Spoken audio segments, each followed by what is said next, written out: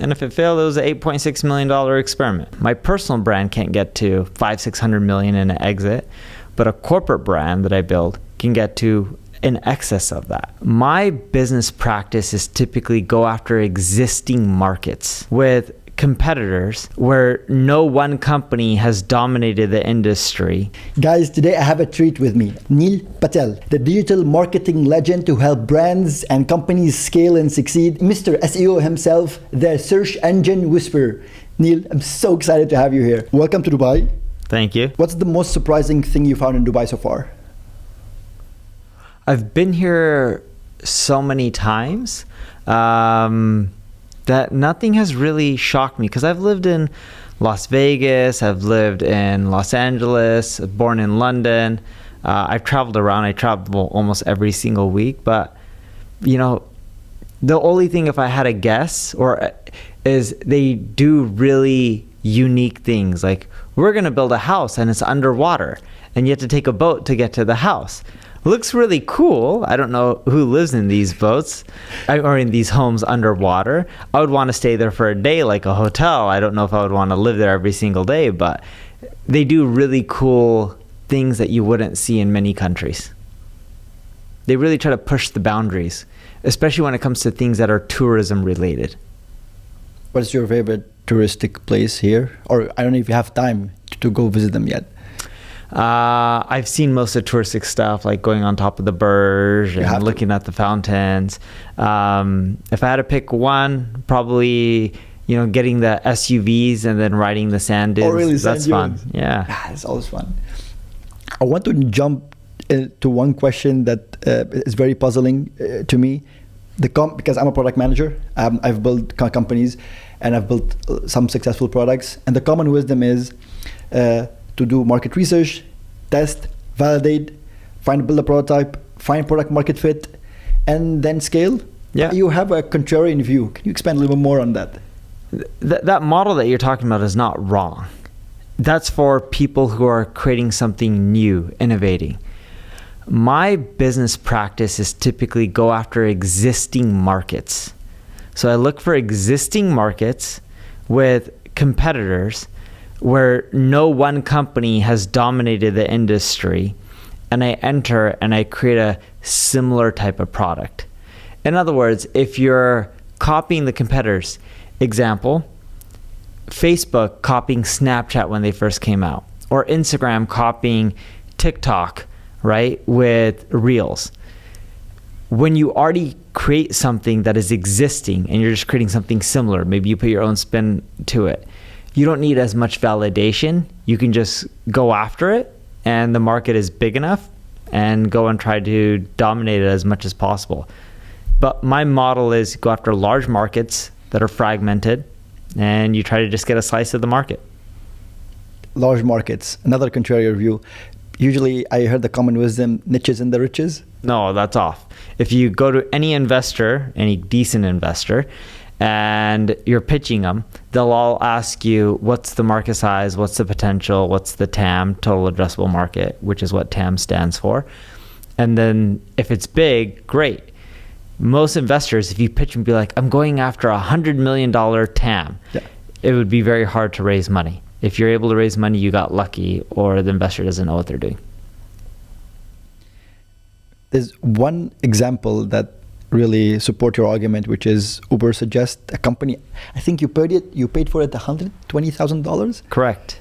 And you grow it to compete one of the beasts that we have in digital marketing. Can you walk me through how did you do that?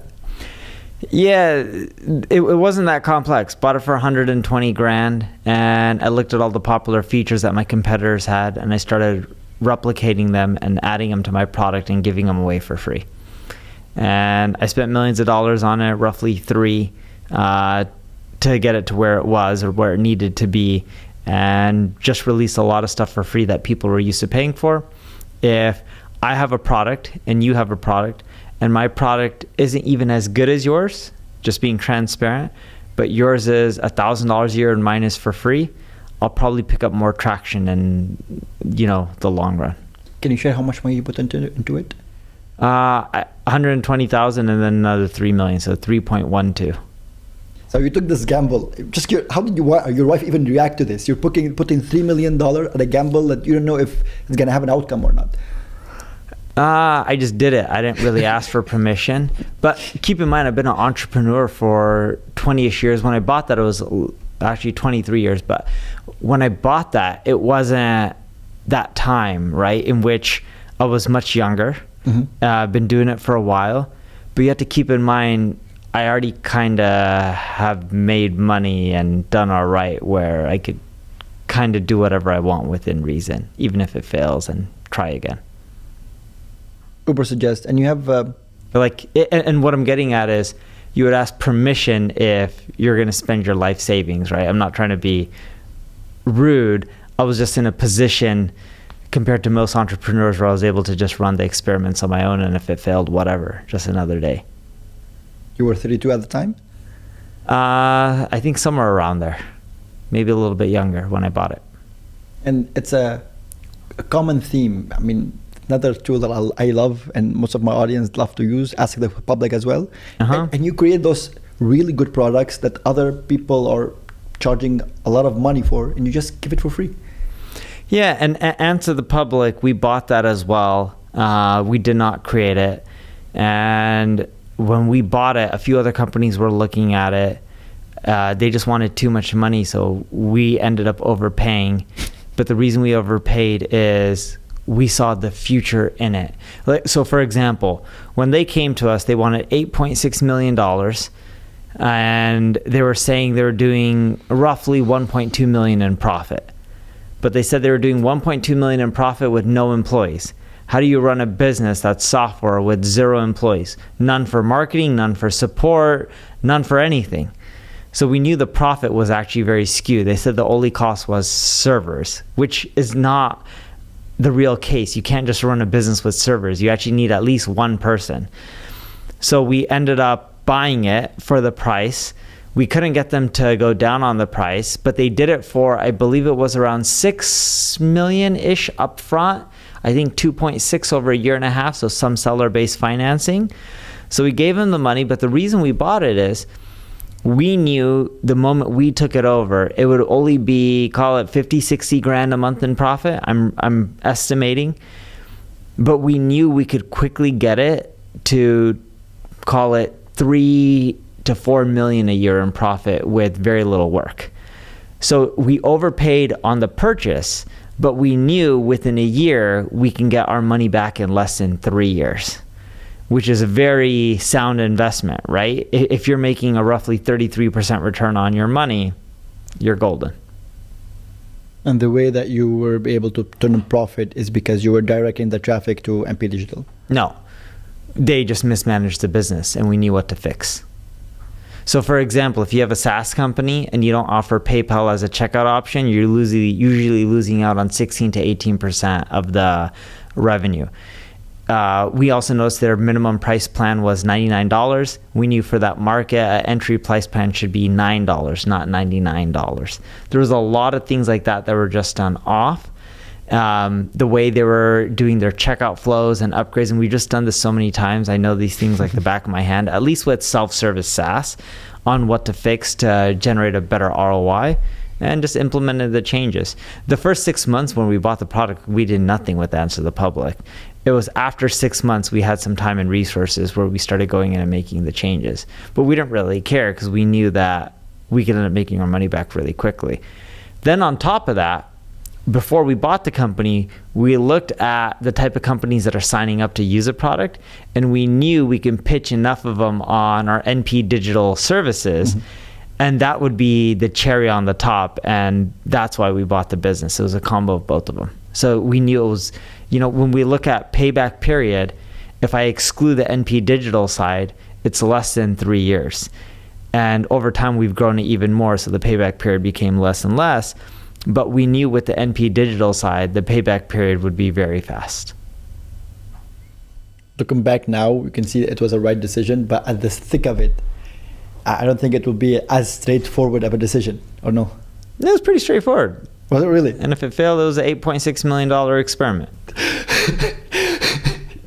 I can't believe you said that in the same breath. $8.6 million experiment. But no, that's business and life. When you're starting off, you're making $100,000 experiments. Yes. And that's a lot of money. And as a business grows, I'm not saying I'm well off. If you reinvest your money, you're taking the profits, you're continually making more and more bigger experiments. It's how you move. My company, is a speck compared to a Microsoft. A Microsoft will spend 60, 70, 80, $100 billion just buying Activision Blizzard. To them, that is an experiment. That's 1 year's worth of profit for Microsoft, whatever they spent roughly. But you got to take experiments, whatever's relative to your size at the time. Some will work out, some won't. That's the way the world works. And I love the podcast and the blogs and the videos that you put out. You're very data-centric. Yeah. And you actually change your business based on data. Yes, and I'm not saying people should do that. That's just the way my brain works. Oh. Because not everything can be based off of data. Sometimes it's gut. Example, in marketing, you just have to spend on branding, and branding in the long run works, but it's too hard to, put data on that in the short run. How would you measure return on investment in branding? I don't. You can do brand recall studies, but there's just some things I spend money on because I know it works. Like if you ask someone, what kind of athletic shoes do you want to buy? They'll say like Nike or Adidas or Reebok. What kind of electric car do you want? People would just say Tesla. What kind of credit card do you want? American Express, MasterCard, Visa. There's a lot of options for a lot of these choices, but we tend to pick the ones that we don't necessarily Google for, we don't see on social media. We pick the ones that we're just very familiar with the brand. And how does these brands build up that reputation? It's a lot of goodwill, it's a lot of marketing, it's a lot of innovation, it's a lot of just doing a lot of things for a very long time to get your name out there. And how much time do you need to get your name out there? 1 month? 6 months? No, I would say minimum 3 years, but it really takes 10 years to really see a brand fly. 10 plus years. And there's cases where it's been done quicker, like ChatGPT, but most people don't realize OpenAI was working on ChatGPT for a very long time before ChatGPT ever came out. But 10 years, you really start seeing brands fly. You'll see traction within 3 if you're doing things right. Let me ask you about SEO. I'm a founder, product manager. I like to create products. What should I care about SEO? It drives traffic. There's 8.5 billion searches on Google each and every single day. If you want access to a slice of those searches, you'll care about SEO. And SEO has changed so much across the years. What is the factors for ranking currently on Google? Everything from backlinks to the code on your site. Are you using the right keywords? Do you have a good user experience? Like, are people... Google's tracking if someone searches for a keyword, clicks on your site, and if they click the back button right away. If everyone clicks the back button right away, they know that it doesn't matter how well you optimize the site, the user experience is terrible, people aren't finding what they're looking for, don't rank this site as well for that keyword, right? They're using tons of different user signals like this to determine rankings. They even use brand queries. How many people are Googling your brand name each and every single day? The higher it is, and those people need to also click on your site at a high percentage. But the higher that is, the easier it is for you to rank for terms. So clickbait or no clickbait? I don't look at clickbait as the same way as most people. Okay. It's how do you take the concepts of clickbait, of catchy titles, evoking curiosity, but also delivering on that clickbait. See, clickbait is a problem where you have like a snazzy title and someone clicks on it, and then the article or the web page disappoints them. As long as you don't disappoint them, you're in a good spot. And in theory, it's not clickbait at that point, but you're using similar concepts.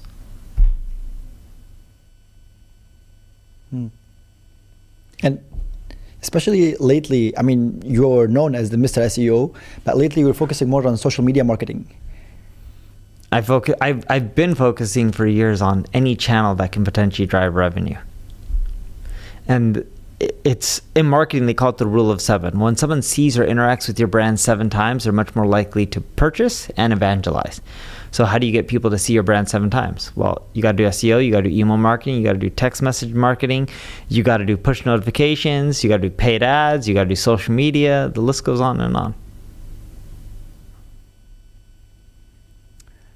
Let me ask you this about personal branding. So let's say I have a digital marketing company. Do I need to have a face for this company, or just will be an X company, faceless companies versus non-faceless companies? People like companies with faces, but the face doesn't generate you as much revenue as one may think.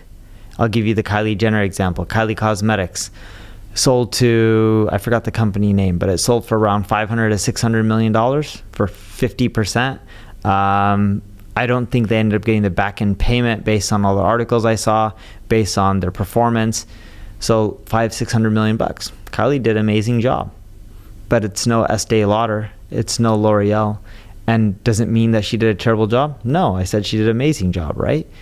My personal brand's not big enough to generate $500-600 million in liquidity. But when you build a corporate brand, you can scale. We've built scale from a corporate brand. My personal brand can't get to $500-600 million in an exit, but a corporate brand that I build can get to in excess of that. And you see it all the time. There's way bigger corporate brands than personal brands. There's some rare examples like Jordan, right? He's done extremely well, but most people have not done well like Jordan. And the better example is not Jordan. The better example is Nike. They take a lot of people like LeBron James or Jordan, push shoes out, and it's caused them to boom and create a much bigger company than even Jordan.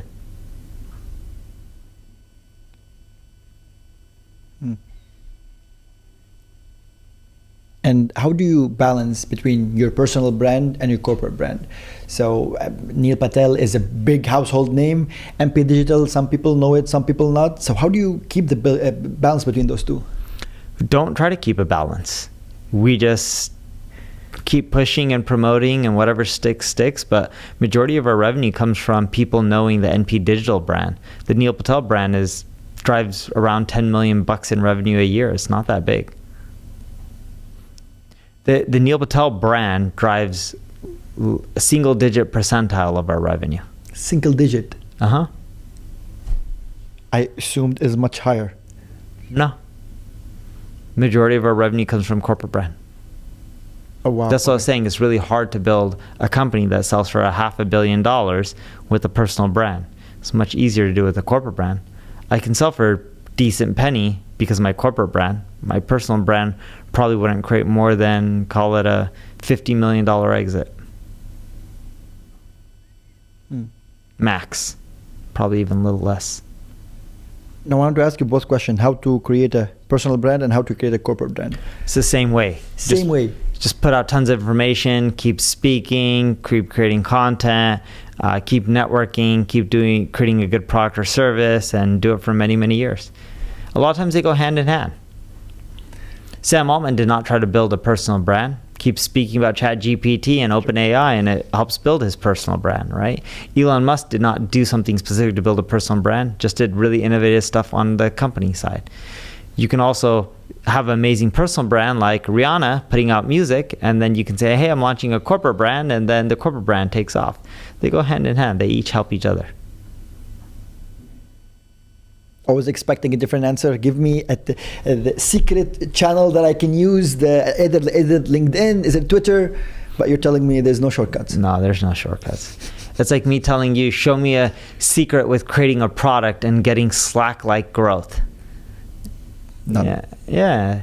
You know, what worked before, you know, I don't know how long you've been on Facebook, but when Facebook first came out, you'd get emails from friends inviting you to Facebook because it would just scrape your friends' contact list. Dropbox grew through the social web, saying share this on the social web to get more free space. In today's world, those methods of using one channel to get the traction doesn't work. These channels are saturated. They weren't 10, 15 years ago as much as they are today. The only way to do well in today's world is, slow and steady, little by little. You have to grind it out, and you have to leverage all the real channels out there that work for your field. But you've done it for so many years, almost 10 years creating content. More, almost 20 plus years at this point, I would plus say. blog. Yeah, from blogging. 20 plus years. And you've been consistently creating content that are fresh and going viral. In 2 years, I only went viral once, like 200,000. It's not even that big as well. I don't go viral that often. I may go viral once every few months, if that. I don't focus on virality. You don't? No. Because to usually create content that's viral, it's pretty generic. When you went viral, what was the topic on? Why people are quitting their job in product management. Okay. This year, yeah. And what's your business about? Building products, building digital products, validating product market fit. Okay. So that piece of content was relevant, but most of the content that goes viral tends to be things like my buddy Eric, who has a digital agency as well. Some of his viral content is like how to get Loro Piana or Louis Vuitton clothes for a fraction of the price. Or, he interviewed this girl called My Rich BFF, and she was talking about how everyone should quit their jobs once every few years and get a new job if you want to make more money. None of that content's going to help him get more clients for his digital agency. Most of the stuff that goes viral is very generic. Most of the content that drives revenue is very specific to solving problems for your ideal customer. So I try to create content that is tailored around my ideal customer versus going viral. When I was younger, I would create articles like what spending X $100,000 on clothes taught me, or how spending X $100,000 on clothes generated me Y revenue, or what flying business class for a whole year taught me. And these posts would go viral, but the problem with it is it would generate zero revenue. It would just give brand awareness to Neil Patel. Who cares if people know me if they're not going to end up spending money? The goal in marketing is to generate ROI. It's not to become famous, unless you want to become famous. And I'm not saying I am famous or I could be famous. I don't enjoy creating content just for views. I enjoy creating content that generates me more dollars in my pocket. That's what makes me happy when I do marketing. It's very something similar that Alex Hermosi was saying, that he's stopped creating very general content and he doesn't care about views anymore. He just want to focus on his core business. Yeah. He used to create content on like, here's how to get 100 grams of protein. I love this content. Yeah. And it would go viral. Yeah, true. And he dressed up in a chef hat and an apron, and it was cool and entertaining. Yes. I know Alex, he's a nice guy, but that's not going to drive any revenue, right? And he figured it out. And people start to be confused to what are you standing for when you see contents about relationship, about cooking, about food. This is not what we came here for. And that's a dangerous slippery slope. Yes. But it goes viral. And that's where people get the dopamine hits. They're like, oh my God, look how many likes and shares. Look how many people message me saying they saw me. I once had Elon Musk retweet one of my tweets. Wow, okay. Okay, it got millions and millions of views. The amount of text messages I got were ridiculous. Like, you couldn't even keep up with them. I'm not talking about 10 or 20. It was just a ridiculous amount. Guess how much revenue it drove? Probably a lot. Zero. Yeah. So at the end of the day, I like Elon Musk. I'm not trying to bash him. I genuinely think he's doing an amazing job as an entrepreneur. But who cares if he retweets me and it drives zero revenue?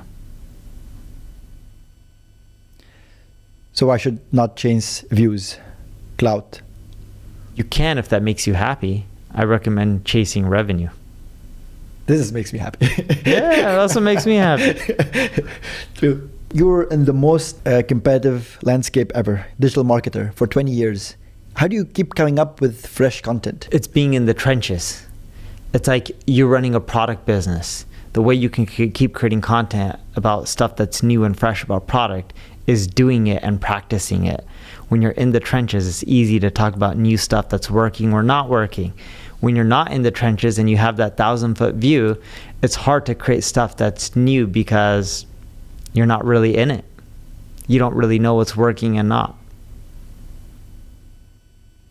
That's not what most people want to hear. Yeah, but it's the reality. It's like, how does Elon Musk get his data center up with all his chips, NVIDIA chips? What was it, 19 days? It was something ridiculous that the NVIDIA CEO said, and it takes most people a year, and he did it in 19 days. He's in the trenches. And he knows exactly what's happening on the floor level as well. Yes, he's very involved. You can't do things great and expect amazing results if you yourself aren't willing to get your hands dirty. It's like when we hire executives at our company, we have 1,000+ people. We hire player coaches, right? If you're executive, whether it's a CEO, COO, and you're not willing to get your hands dirty, you will not be hired in our organization. And we tell you that on day one, that we expect you to get your hands dirty and do the work yourself, as well as help manage people, but also help improve their capabilities and grow them as individuals as well, right? So it's not just management, it's helping people succeed and grow throughout their careers. And it's you yourself have to get your hands dirty. You got to be in the trenches. I'm curious, you're a founder, and you acquire those companies, and then you hire a CEO. Why don't you just manage them yourself? Why don't you become CEO? I'm not a good manager. What makes you say that? I already know I'm not a good manager. I am terrible at managing anything more than 10, 20 people. It takes a lot of self-awareness for someone to admit such thing. Yeah, not as much as you think. See, is this your first startup? Second. Okay, second startup. If you don't mind me asking, did you have a successful exit on your first startup? Oh, it was horrible. Okay, so no. So you're making your money from doing this, correct? I'm assuming not family wealth where No. You had anything handed to you. Okay. So when you're starting off, all right, and you're grinding it out, and I'm not saying this is your case, but most people want to be the CEO. I don't know if you are, but most people want to I have a big ego. Hell yes. Okay, most people want to be the CEO. They look at it as a prestigious thing. Yes. Once you've already done it a few times and you've had some notches on your belt or you've had some success and, you've done, I'm not saying you haven't done well financially, but done, accomplish whatever you want to accomplish, you'll realize, man, I already got enough money to survive, which doesn't take much. If you don't need much more, you'll quickly realize that doing the stuff for ego, like being the CEO, it's one of the worst jobs out there. It's a long hours, and either way, I still work long hours, but it's long hours, it's miserable. You got to deal with all the crap, whether you like it or not. And, it's not that great. But once you've already done well enough, you're just like, I don't care to do the stuff that just gets my name out there. I just want the money. And of course, not everything is about money. I myself like the money for a scorecard, but I don't care for money to buy a Ferrari. I drive a Honda Odyssey, which funny enough, I saw one the other day here in Dubai. The Asian cars are really popular here. I learned because of their ACs. Their ACs are very strong. I think Toyota, Honda, all of them create amazing ACs. Never realized that a lot of the German cars, their standard AC systems don't work when it's too hot out here. But yeah, once you've already made enough to survive and provide the basic needs for most of your life, you'll quickly realize you don't care to do stuff for notoriety. So the CEO is not your favorite position? It's not most people's favorite position. It's most young people's favorite position because it gives them the glory. I feel called out. True. So what is your favorite position in the company? No position. As a founder, you're still involved. My title is Chief Marketing Officer, if I'm not mistaken. I think that's what my team put on my LinkedIn. I'm not really the chief marketing officer. I do whatever it takes. I'm on sales calls, client calls. I speak and go to events. I deal with actual work that we have to get done on clients. I go to in-person client meetings. I will do whatever it takes. I'll deal with M&A. I'll deal with strategy. I'll deal with the upset customer. When you have a business, no matter what size, you're going to have happy customers and upset customers. You'll never have 100% of your customers happy, no matter what your product is. But I'll do whatever it takes. I'll deal with accounting. There's not really one role that I have to do. I have to do whatever it takes. Dealing with upset customers can be gruesome at times. Why don't you just let the salespeople take care of it? Why do you have to be involved? Account managers usually deal with it, but if someone's really pissed and they tell me, as a founder, the buck stops with me. We had one customer who pitched someone on marketing services in the hundreds of dollars a month. A sales rep is not supposed to close this account for hundreds of dollars a month. The lady emailed me and says, hey, I sell these Mexican hats from Mexico, but I sell them here in the US.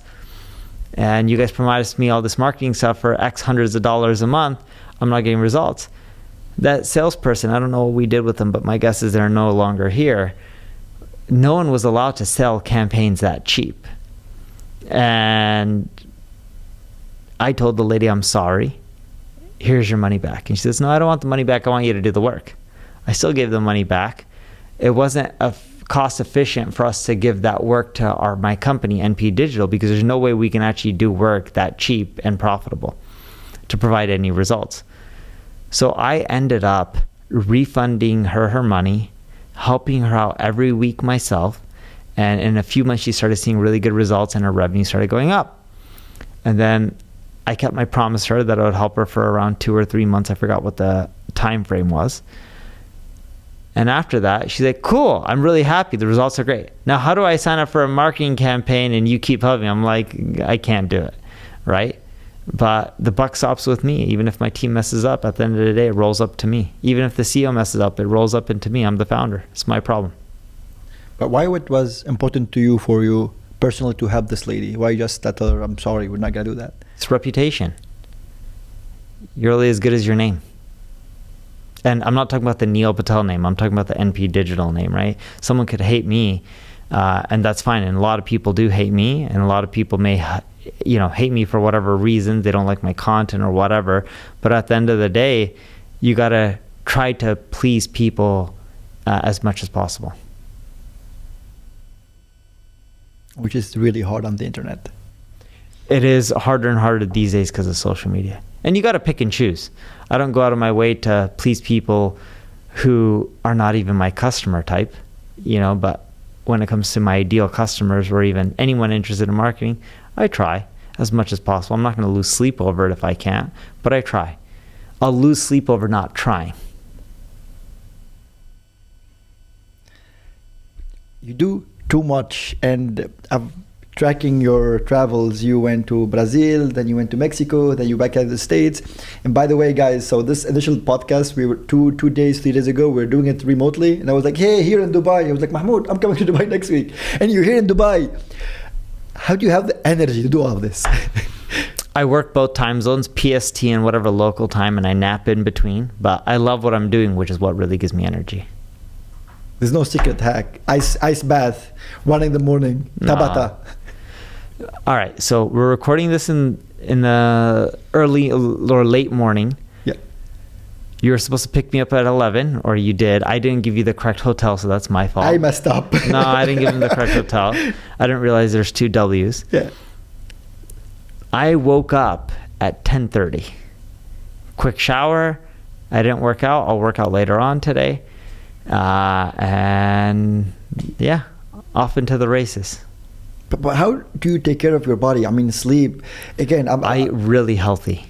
You're really healthy. Try not to eat too much oily food, no fried foods. Like, try to be super healthy and clean. In addition to that, I work out. I try to work out every single day. I usually do high intensity interval training. Okay, and get good sleep. I try to get 8 hours of sleep. It's hard when I'm traveling like this, but usually I can get 8 hours of sleep.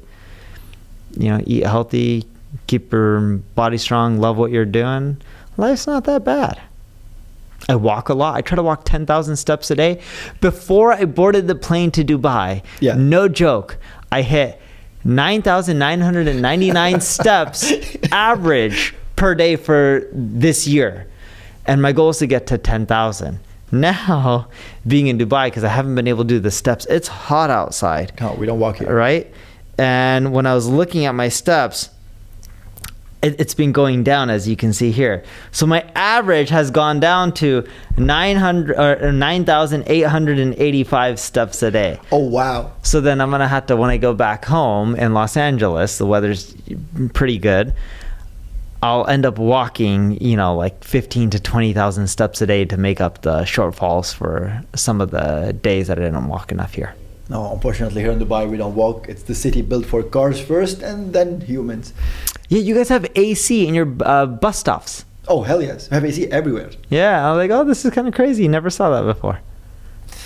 Okay, it gets super hot here. But now here you're in GITEX. Now you're going to walk a lot in GITEX. It's still not 10,000 steps. I'm doing around 4,000 steps at GITEX.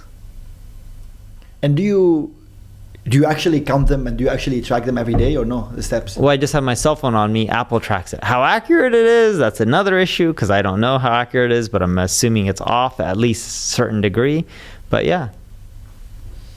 It's fun. You always have like a number you like to reach or you like to go to, either in social media or steps, marketing, revenues. You always have those numbers. I know, and my team complains about it because really? I remember when we started NP Digital, I was just like, all right, team, we need to get to $1 million in revenue. We hit that in a few months. We hit the first year 5 million.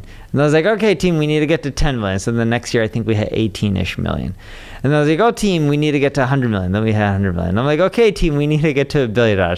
And then my team's like, it's never ending with you. You're never satisfied. And I was like, oh, yeah, So do you use OKRs, objective key results, management by objective? How do you really manage or align the whole team into a single goal? I don't manage. The CEO does that. They got back from a budget planning meeting for next year, working on all the budgets and goals. Neither my co-founder or I showed up to it. They tell us the budget and we're like, okay, and we'll push them more. Mm-hmm. We'll also do M&A. We do M&A each year, but M&A probably provides at least 10% of our growth each year. And then you also have organic growth on top of that. But we just keep trying to think outside the box. And how have you maintained focus for the past 20 years on this? It's a broad topic, but it's a very specific topic. Most people do a lot of things and they just burned out. And you're basically laser focused on this, let's say now it's MP Digital. And it's in your position, how do you even say no to a lot of good opportunities to make a space for really good ones? Yeah. When I started out my entrepreneurial journey, I had ADD and I did too many things. And if I just focused, I would have done much better and built a much bigger company. I didn't really start doing that until maybe like 10-ish years ago.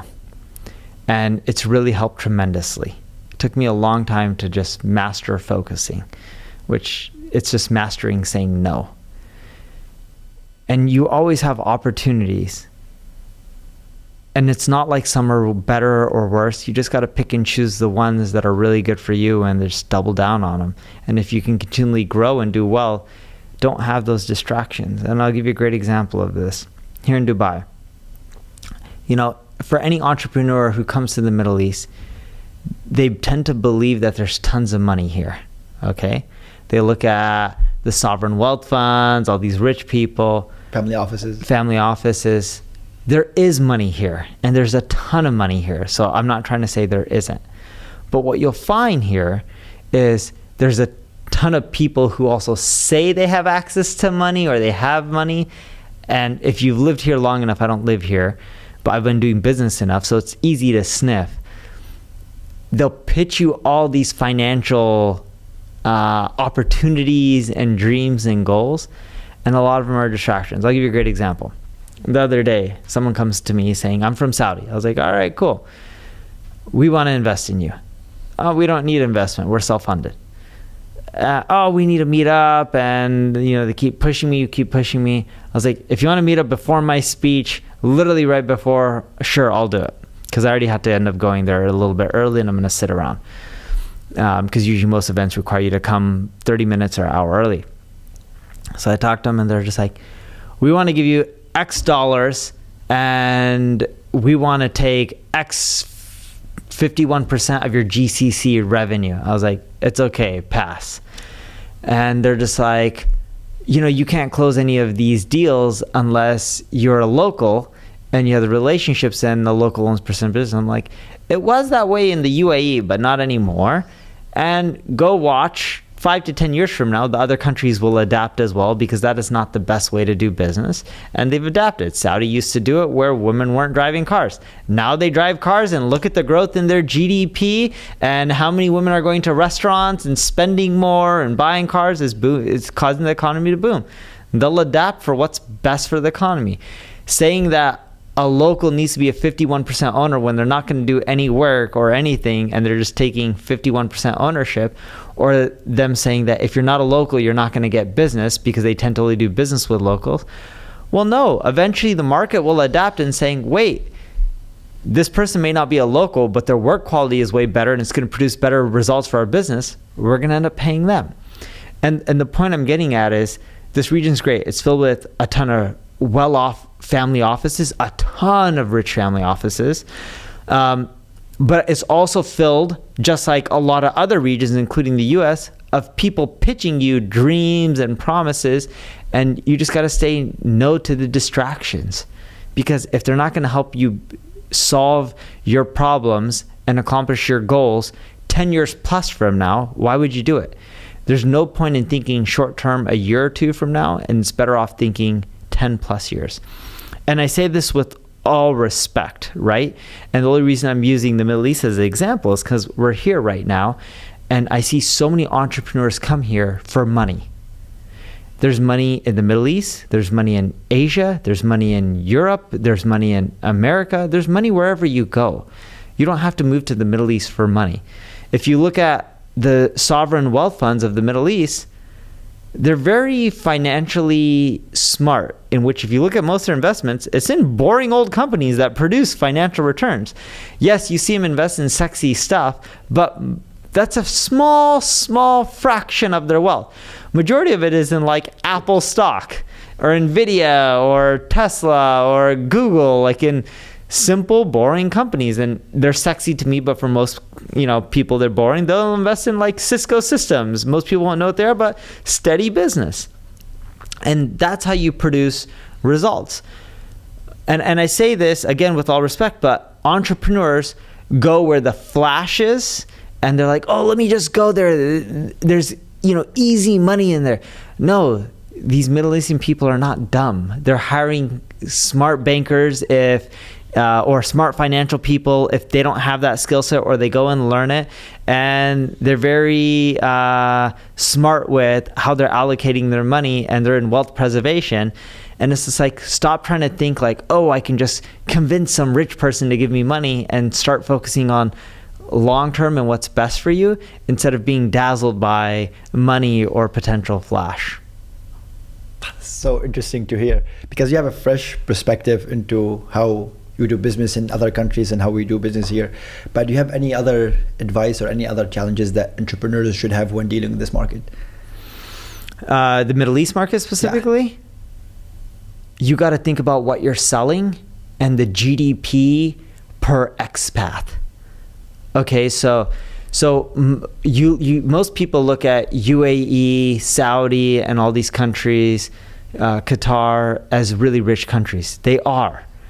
But a lot of the money to generate is not from selling the locals. A lot of the locals, Emiratis, Saudis, Qataris, again, with respect, a lot of them aren't in the trenches working. A lot of them that I've met, the government takes care of them to a certain extent. I think if you're a Emirati, you get a home, correct? Is that true or no? Yeah. If you have something called a book. Okay. Yeah. So, but if your life is a little bit easier and you don't have to do certain things, like when I went to Saudi Arabia, a lot of the Saudis don't work, and what they do is they sponsor expats to come here, and the expat gives them like $500 a month. I don't know the exact amount. They get enough of them, they don't have to work. That is their version of generating revenue.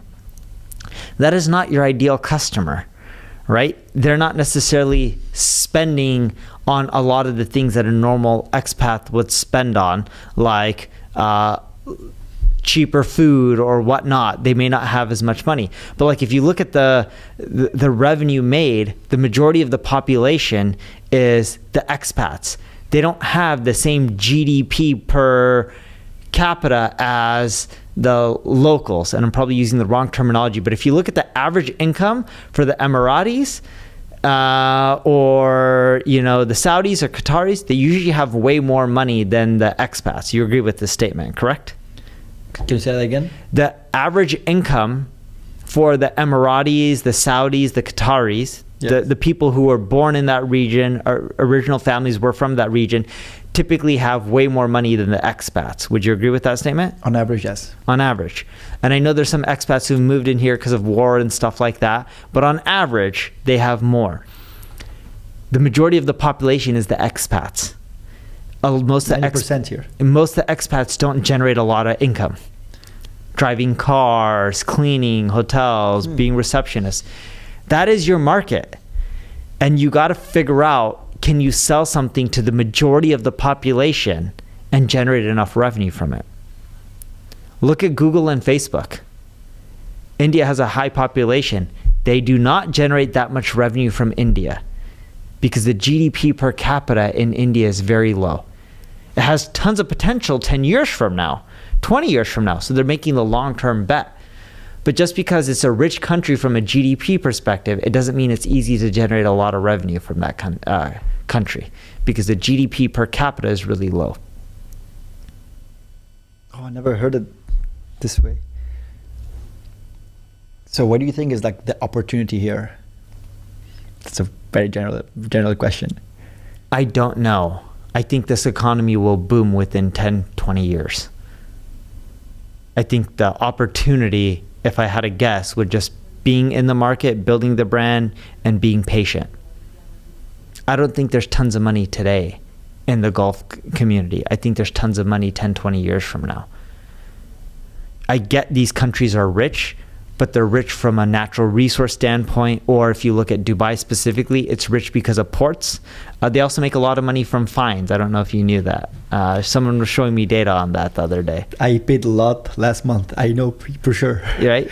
But I think these countries and the expat communities and everything like that will start generating a lot more revenue per person 10, 20 years from now, not just due to inflation, because things will change and evolve, and a lot of people coming here are ambitious and smart and learning more. And that'll cause more opportunities for businesses to monetize the GCC much better. Oh, you gave me a lot of things to think about, especially after this podcast. But I don't want to hold you much longer. I know that you have to go to do another speech, but I mean, you're very well known on the internet. How can my small audience can be of service to you? I mean, is it LinkedIn, Instagram, Twitter, MP Digital? Any of them. My social profiles are on Neil Patel. My ad agency is NP Digital. My website's neilpatel.com. But yeah, however I can help. And again, when I'm giving this feedback and advice, I'm just looking at the data. And I'm not saying one thing is bad or good. Like, I'm not trying to poke at the GCC. I think, overall, it's adapted and it's progressed in a very positive way in a very short period of time. There's issues in the United States. There's issues in Europe. There's issues in Asia. It's just looking at the data and figuring out how to attack to generate more revenue, or strategize is probably a better word. Or do you just need to be patient and build a brand in that region and just be there, like Google and Apple and a lot of these businesses are in India? So then that way, when it's ready to generate substantial amounts of revenue, you're already there and integrated within the region. No, and your advice came with a lot of respect, and you were very objective. You're just looking at the data. Yes. And that's one of the keystone that makes all of your businesses, I mean, so far successful, is because you're not very emotional, I would say you're very data oriented. Yes. And that's the one thing that I will take from this episode.